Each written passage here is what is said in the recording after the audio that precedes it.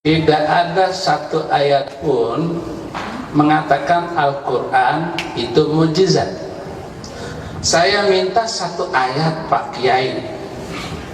Kalau ada Al-Quran itu mukjizat, ya tunjukkan. Kalau Muhammad punya mukjizat, itu. Saya bacakan ayat-ayat dalam Al-Quran, pakai Al-Quran sendiri.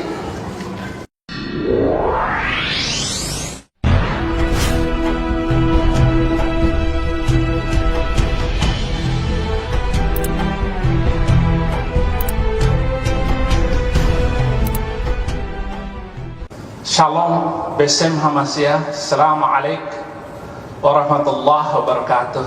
Warabina Isa al-Masih. Terima kasih. Kesempatan ini saya akan pergunakan maksimal. Dari kecil saya Muslim. Ibu saya guru agama di rumah tangga itu, dan saya sangat hormat dengan mama saya. Kelas 6 SD saya baca Injil Perjanjian Baru. Kalau ada ayat yang menyenangkan hati, saya baca keras-keras, mama saya tahu. Kemudian saya bilang, "Mak, saya nggak akan menjadi orang Kristen." "Nanti kamu masuk Kristen." "Catat, Mak, saya akan menjadi pembela Islam paling berani."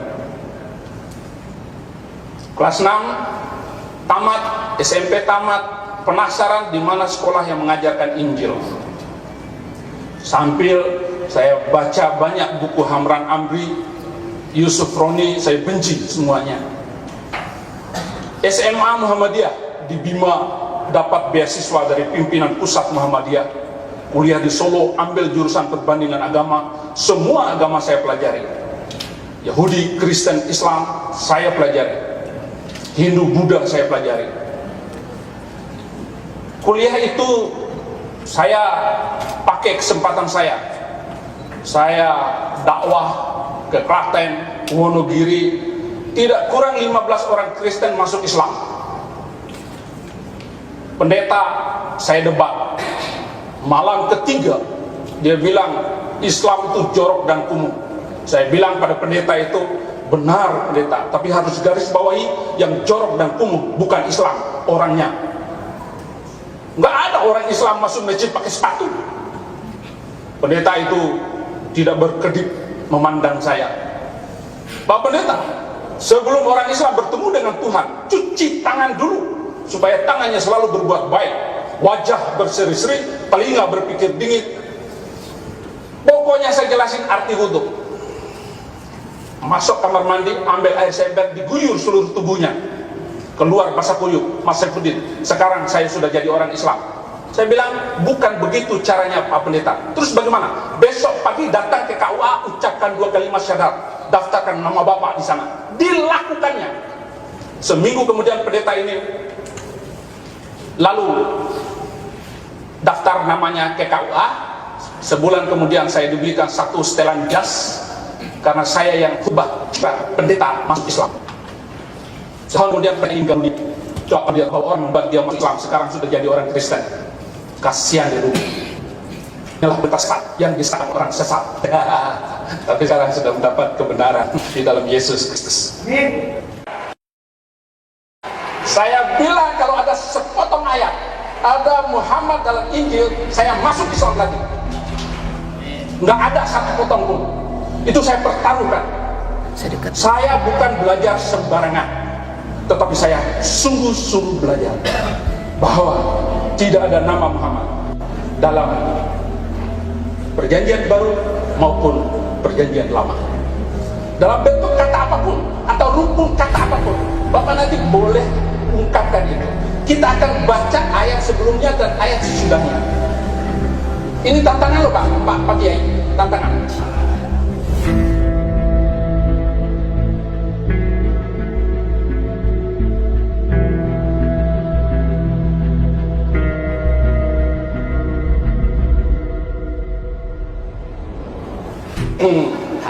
Yang kedua, kalau memang Muhammad itu Nabi, tentu ada saksi yang boleh menguatkan itu.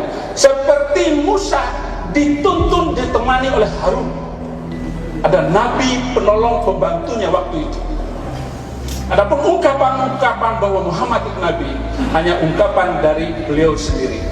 Tatkala orang-orang Nasrani dan orang-orang Yahudi pada zaman itu meminta pertanyaan jawab kepada Rasulullah, apa bukti engkau nabi? Tunjukkan satu mukjizat. Kalau Muhammad itu adalah nabi, tentu dia menunjukkan ada bukti beliau nabi. Tetapi tidak ada satu ayat Al-Quran pun yang menunjukkan Muhammad punya mukjizat. Kalau ada mukjizat dalam Muhammad, dalam Al-Quran, saya masuk Islam lagi sekarang juga.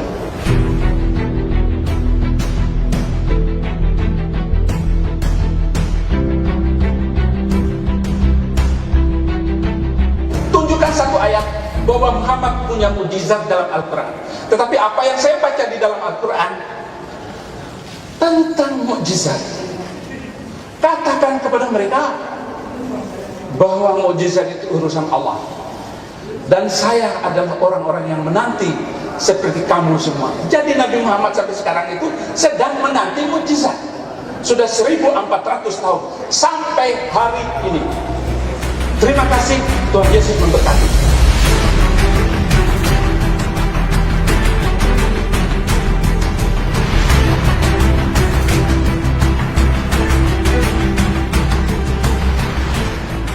Kalau tidak tahu ini debat ilmiah bukan mempromosikan. Ini kan saya bilang tadi Yohanes 3 ayat 5 ayatnya ada. Ustaz ngomong ya, saya keluar. Ustaz, jangan mas, jemaat nggak boleh ngomong lagi. Kenapa lama? Ustaz, pulang. Apa kayak begini? Saya kambing. Pak, kita di sini saling mati Pak. Udah, sabar.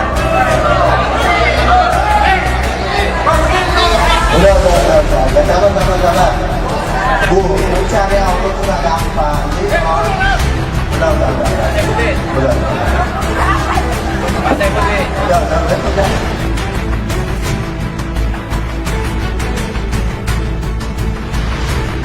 Bu, mencari Allah itu gak gampang. Jadi udah.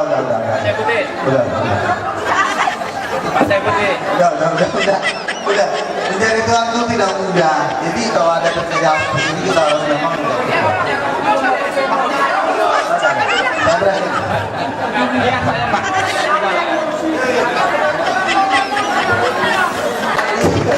Oke. Baik, tepuk tangan. Bapak Ibu, tepuk tangan.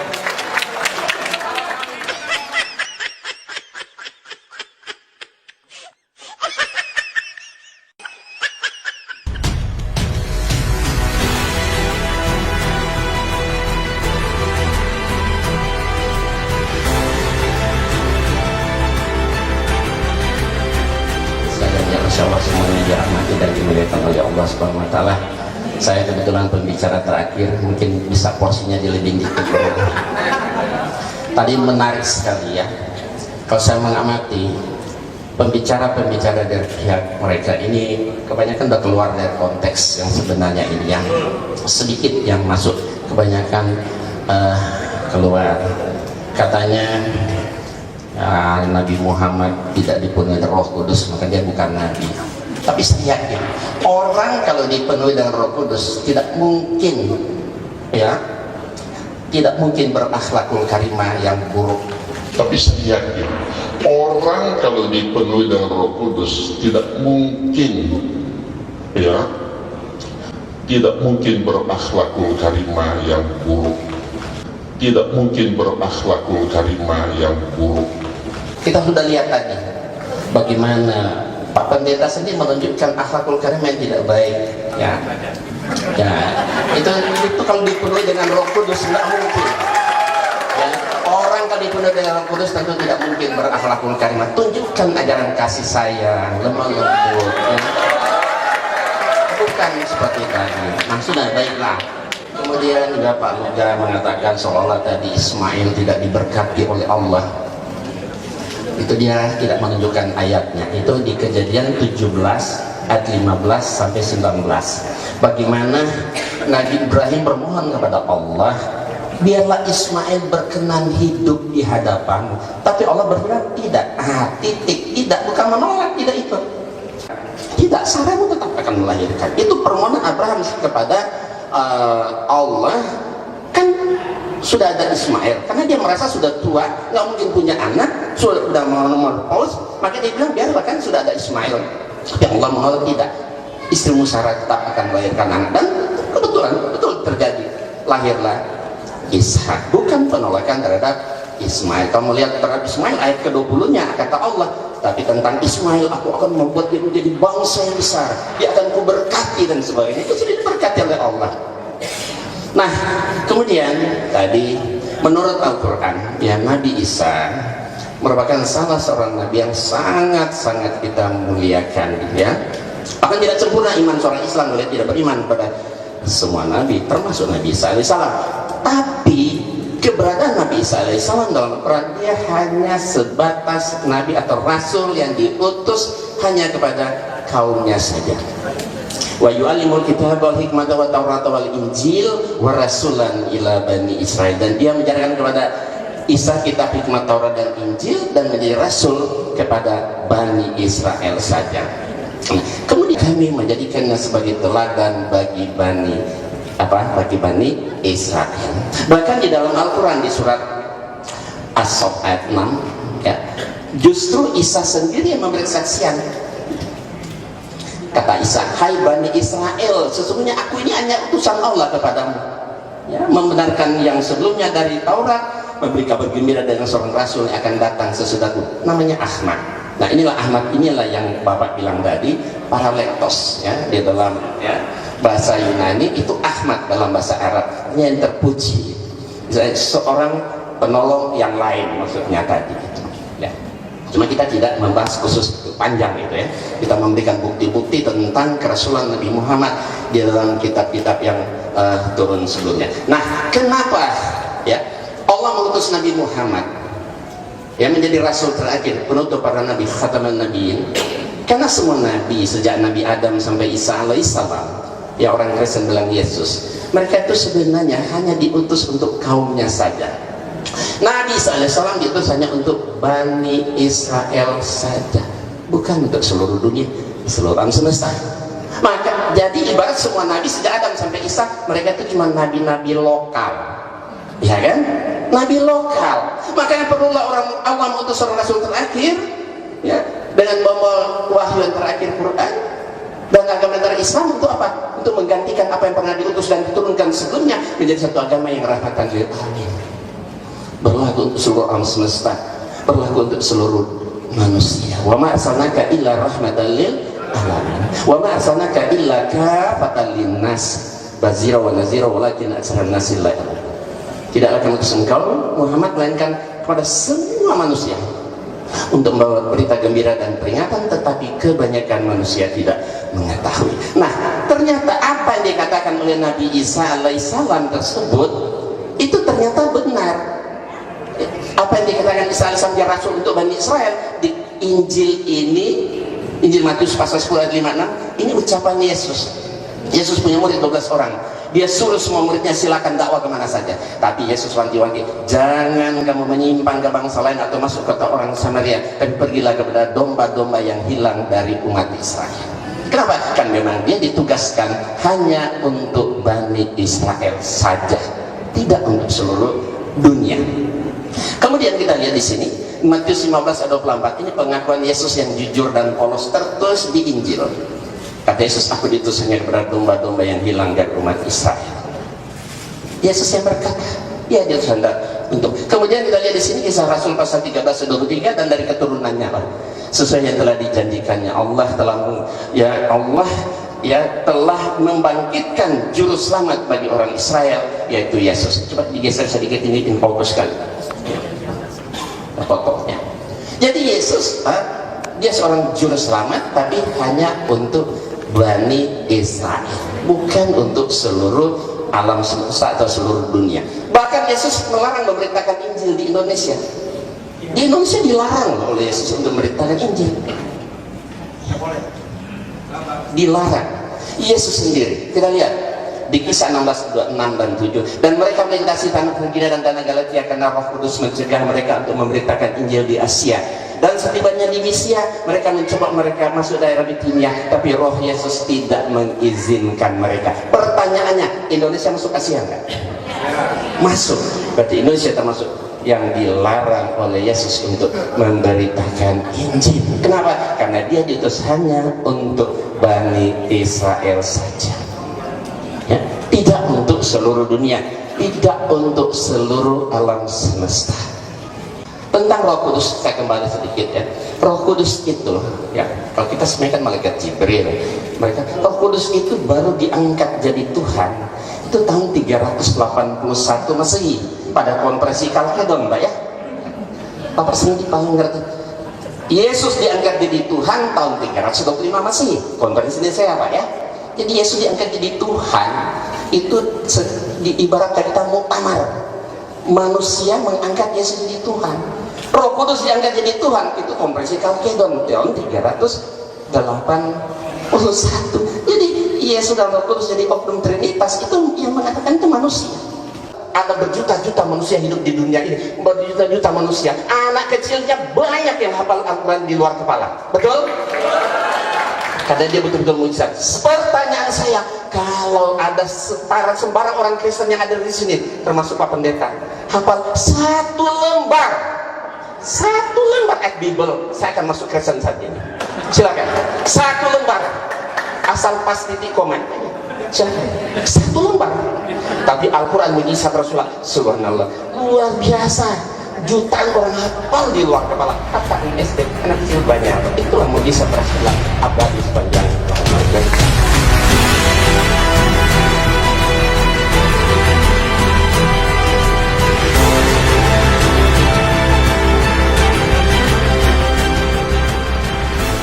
Tidak ada satu ayat pun mengatakan Al-Quran itu mujizat. Saya minta satu ayat Pak Kiai. Kalau ada Al-Quran itu mujizat, ya tunjukkan. Kalau Muhammad punya mujizat, itu. Saya bacakan ayat-ayat dalam Al-Quran. Pakai Al-Quran sendiri. Wa yaquluna la anzala alaihi ayatun mir rabbi faqul innamal ghaibu lillah fantaziru inni ma'akum minal muntazirin.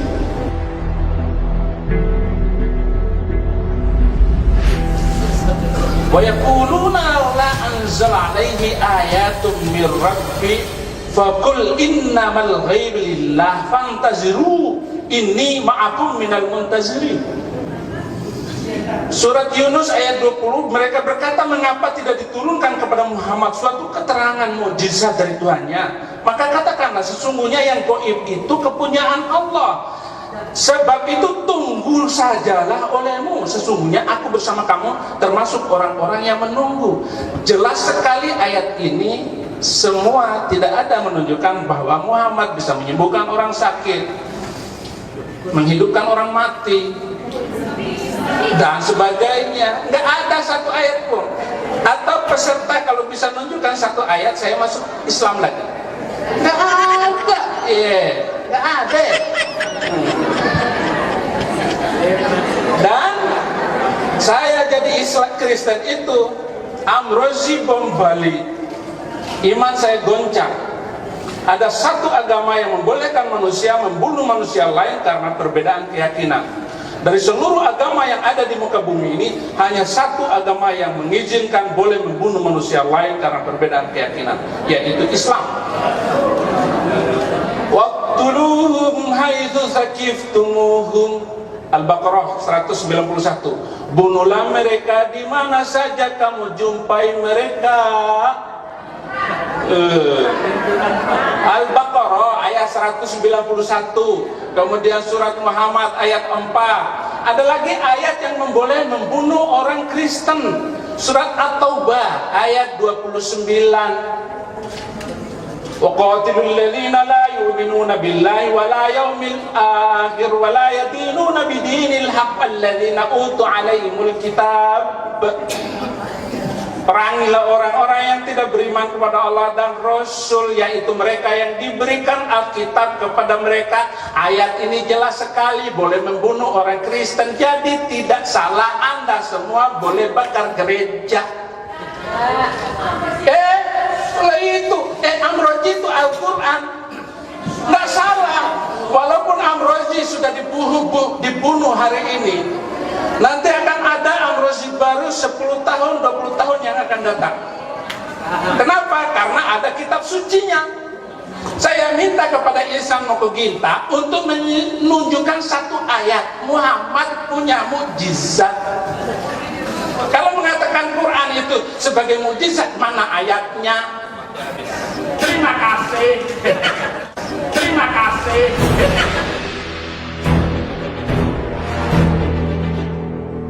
Bahkan ada mukjizat Nabi Isa dalam Al-Quran yang tidak ada dalam Bible. Seperti contoh ketika dia bisa berbicara dalam buaya. Tetapi kita perlu ingat, ya, jangan kita bangga-bangga dengan Isa Al-Masih atau Yesus karena mukjizatnya begitu banyak. Mukjizat Yesus yang begitu banyak itu terjadi diiznillah, atas izin. Coba periksa seluruh ayat Quran itu. Nabi Isa bisa menciptakan burung, menghidupkan orang mati, menyembuhkan orang sakit, itu biiznillah. Ada ayat itu biiznillah, atas izin Allah. Yang hebat itu Allah, bukan Yesus. Yesus nggak bisa berbuat apa-apa kalau tidak dikabulkan oleh Allah. Kalau tidak dikabulkan oleh Allah. Banyak ayat Bible Yesus mengaku nggak bisa berbuat apa-apa. Ya, Yesus ketakutan sama malaikat, ya kan? Kenapa? Karena dia manusia, dia bukan nabi. Jadi semua mukjizat Nabi Isa semua terjadi atas izin Allah. Sesungguhnya aku ini Allah, maka sembahlah aku saja. Itu yang saya tanya.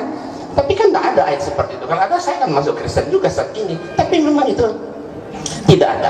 Nah, kalau masalah membunuh tadi, kita lihat ini ayat Bible.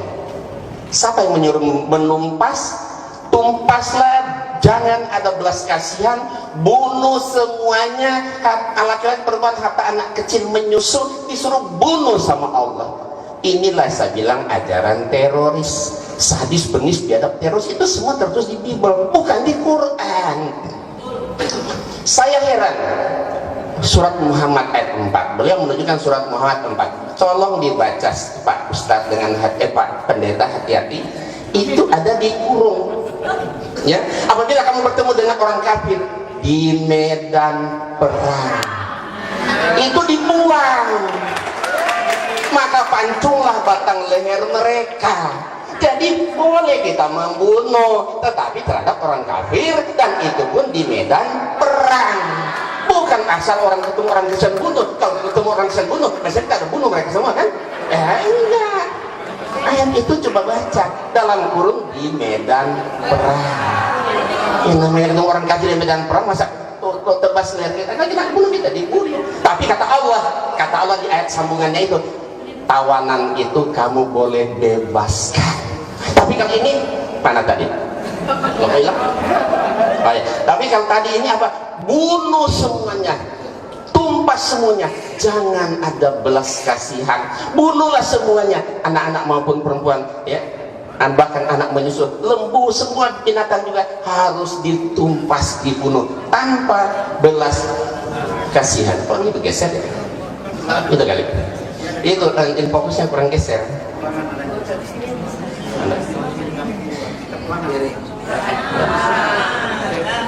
Jadi banyak kalau ayat-ayat kejam, sadis, biadab, teroris sebenarnya semua tertulis di Alkitab, bukan di Quran. Makanya saya bilang sama orang Kristen, kalian harus bersyukur kepada pelaku teroris. Kenapa? Karena mereka telah mengamalkan ayat-ayat Bible Anda. Kata orang Kristen, oh ini kan perjanjian lama. Memang Tuhannya di perjanjian lama, perjanjian baru beda. Sama. Kalau Yesus itu Tuhan, ganti sekarang. Beginilah firman Tuhan, ganti ya. Beginilah firman Yesus. Berarti Yesus yang nyuruh kan? Bunuh, tumpas semua, bunuh semua, anak laki-laki maupun orang menyusul, bunuh. Yesus yang nyuruh berarti kan, kalau Yesus itu Tuhan kan? Ya. Ayo, silakan. Kita gantian, Nas. Apa yang terbayang? Apa yang terbayang kalau Yesus Tuhan ya? Kita lihat. Nah, bagaimana bayangan kita kalau Yesus itu Tuhan ketika Yesus baru lahir? Ya, kalau dibiarkan kan mati kan. Ketika Yesus selesai buang air besar, apa yang terbayang? Ketika dia masuk toilet, ketika dia lapar, ketika dia sedang membantu bapaknya sebagai tukang kayu, kira-kira apa yang terbayang kalau Yesus itu Tuhan jadi? Sangat merendahkan Yesus kalau dia sebagai Tuhan, tapi kalau dia sebagai Nabi, anak Maryam, wajar, wajar. Ya, demikianlah. Terima kasih. Kalau saya boleh jadi orang Kristen itu, kalau beliau karena Yesus, saya karena Muhammad. Saya harus menjadi orang Kristen karena Nabi Muhammad menyuruh. Dan dalam Al-Maidah ayat 47, "Waliyahkum ahlal injil bima anzalallahu fi. Wa man lam yahkum bima anzalallahu fa ulaika humul fasiqun." Hendaklah orang-orang yang pernah memegang Injil memutuskan perkara menurut apa yang diturunkan Allah di dalam Injil itu. Bapak masuk Islam, salah. Barang siapa yang tidak memutuskan perkara berdasarkan apa yang diturunkan oleh Allah, fasik. Jadi orang Kristen masuk Islam, fasik alias busuk. Tapi kalau saya masuk menjadi orang Kristen, itu adalah suatu kebanggaan. Yesus membawa agama damai. Yesus tidak pernah membawa pedang. Jangankan pedang, pisau dapur saja tidak pernah dibawa oleh Yesus Kristus untuk menakuti pengikutnya. Tapi Nabi Muhammad memimpin 27 kali peperangan. Beliau adalah panglima perang. Dan satu-satunya agama yang boleh berperang hanyalah Islam. Yang kedua, saya tidak mampu melaksanakan ajaran Islam. Al-Baqarah harus 208. Ya ayyuhalladzina amanu udkhulu fis-silmi kaffah. Hei semua manusia, orang-orang yang beriman, masuklah dalam Islam itu secara sempurna. Saya tidak mampu melaksanakan ajaran Islam dengan sempurna. Sholat 5 waktu siapa kuat? Mungkin ibu-ibu yang banyak duit boleh. Tapi tukang becak, orang miskin, petani susah mengikuti ajaran Islam.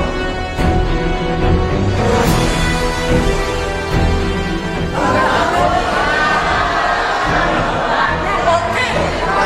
Dalam Al-Maidah ayat 44. Salam gitu. Ayat 44.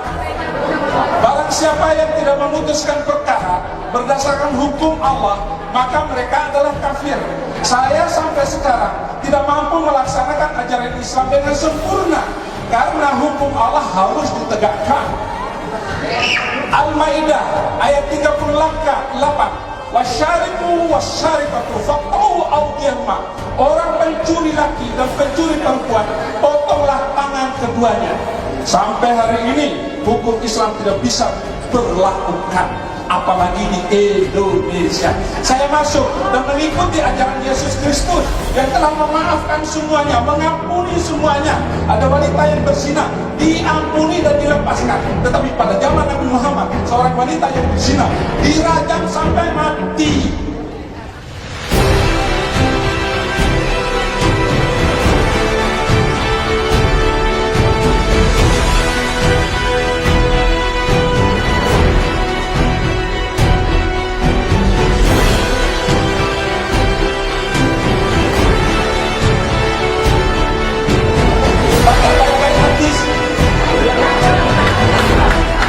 Surat An-Nur ayat kedua, surat kan. Jadi harus diberlakukan hukum Islam itu. Kalau sekedar sholat jengkang-jengking 5 kali gampang. Kamu sholat sampai hitam jidat pun nggak apa-apa, nggak ada yang marah. Tetapi kalau hukum potong tangan berlaku, hebat. Terima kasih. Baiklah tadi beliau menyampaikan tentang potong tangan, hukum Islam gitu. Di Indonesia tidak mungkin menerapkan potong tangan bagi kamu koruptor atau pencuri atau apa. Kenapa? Karena di sini bukan negara Islam dan syariat Islam belum diterapkan. Kalau di Arab Saudi betul-betul dipotong, tapi untuk memotong tangan itu tentu ya ada dilihat dulu kerugiannya sebesar berapa besar, merugikan banyak orang, baru ada hukum itu diberlakukan. Nah, Kalau di Indonesia berlaku hukum Islam, ya pasti kisos itu harus juga diberlakukan. Tapi kenapa tidak diberlakukan? Karena negara kita bukan negara Islam. Nah, masalah surat Al-Maidah 44, 46, 47 kalau nggak salah. Wa lam yakum bima anzalallahu bahwa humul kafirun fasikun zolimun. Itu kan ada 3. Kalau apabila kalian tidak harus yang pada Alkitab itu harus memakai hukum sesuai dengan di Injil itu. Kalau tidak, dia zolim, kafir, ya dan sebagainya. Jadi itu hanya berlaku untuk Bani Israel. Jadi kalau di Indonesia berlaku syariat Islam, orang sendak mau ya pakai aja hukum itu.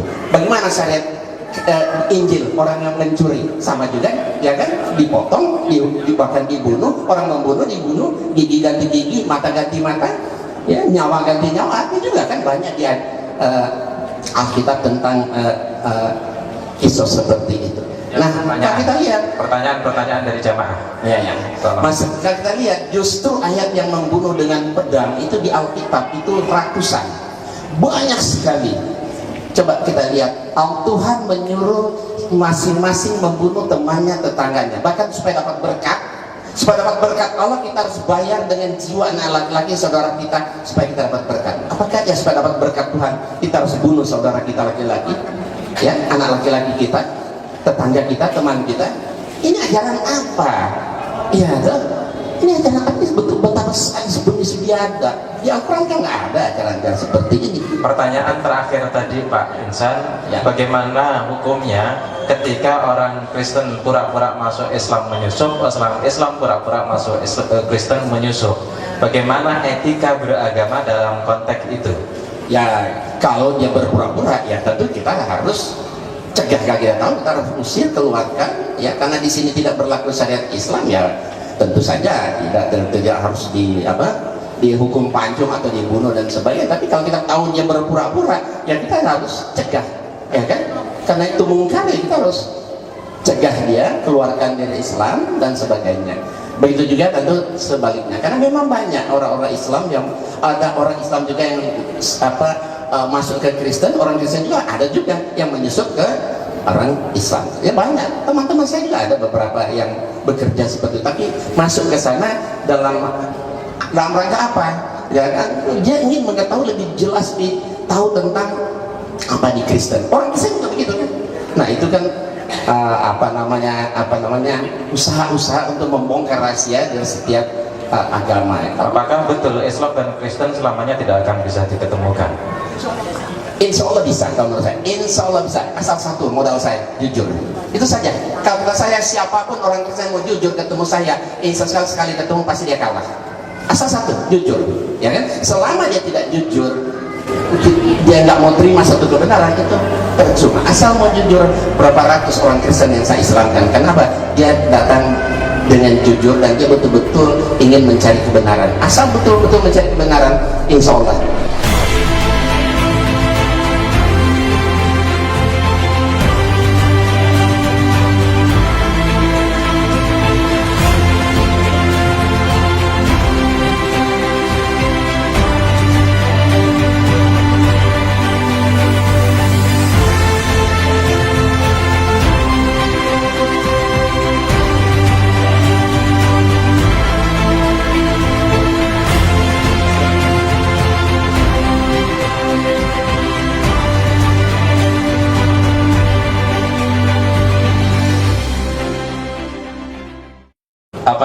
Pembicara dan juga antusiasme audien saya agak biarkan biar ada dinamika yang berbeda dari biasanya, tetapi lebih kurang dari itu semua sesungguhnya kita bisa jadikan semua ini untuk masing-masing, baik para pembicara, saya sebagai moderator, panitia maupun Bapak Ibu, ambillah ini hikmahnya, renungkan.